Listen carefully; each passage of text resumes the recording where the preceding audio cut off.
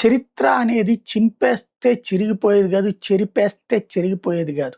కాంగ్రెస్‌ని వెంటాడుతున్నది చరిత్రే. సుదీర్ఘ కాలం పాటు బయట ప్రపంచానికి తెలియనివ్వనటువంటి అనేక విషయాలు.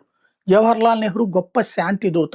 ఎందుకయ్యా అంటే ఆ శాంతి దూత క ఏది ప్రపంచం శాంతిగా ఉండాలనుకున్నాడు కాబట్టి ఆయన శాంతి దూత.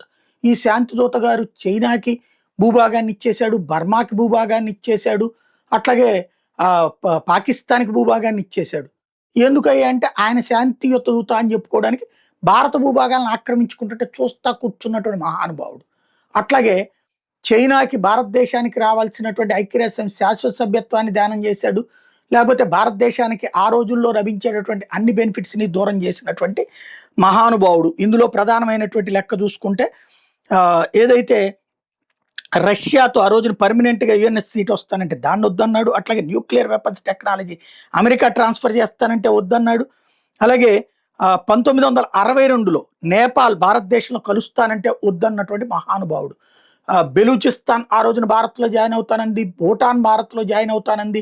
అట్లాగే ఖైబర్ పఖ్తూన్‌వా భారత్‌లో జాయిన్ అవుతానంటే వద్దన్నటువంటి మహానుభావుడు. ఇవన్నీ వద్దన్నాడు, కాదన్నాడు.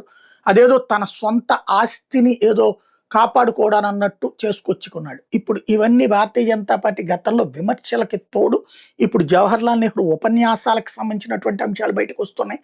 వీడియోలు బీబీసీ వీడియోలు వస్తున్నాయి. అదే సందర్భంలో ఆనాటి పుస్తకాలు బయటకు వస్తున్నటువంటి వేళ దాన్ని డైవర్ట్ చేయడానికి ఆ రోజున జవహర్లాల్ నెహ్రూని అడిగినా కూడా మాకు అనుమతి ఇవ్వలేదురా బాబు, యుద్ధ విమానాలు ఇవ్వలేదు అంటే ఇప్పుడు అడిగితే నువ్వు శుభ్రంగా పనిచేయరా నాయన, చైనా మీదకి వెళ్ళి అటాక్ చేయరా అని చెప్పి నరవణేకి చెప్తే ఆ నరవణే మేము ఒంటరోడిని అయ్యానన్నాడు అంటూ ఈయనకి వచ్చి చెప్పాడు అన్నటువంటి కోణంలో రచ్చరచ్చ చేసుకొస్తున్నాడు రాహుల్ గాంధీ. ఎందుకంటే నెహ్రూ తప్పులు, రాజీవ్ గాంధీ తప్పులు, ఇందిరాగాంధీ ఎమర్జెన్సీ తప్పులు వీటిని డైవర్ట్ చేయాలంటే అంతకంటే దుర్మార్గులు లేకపోతే అసమర్థులు మోడీ లాంటి వాళ్ళు అని చెప్పే ప్రయత్నం చేస్తున్నాడు.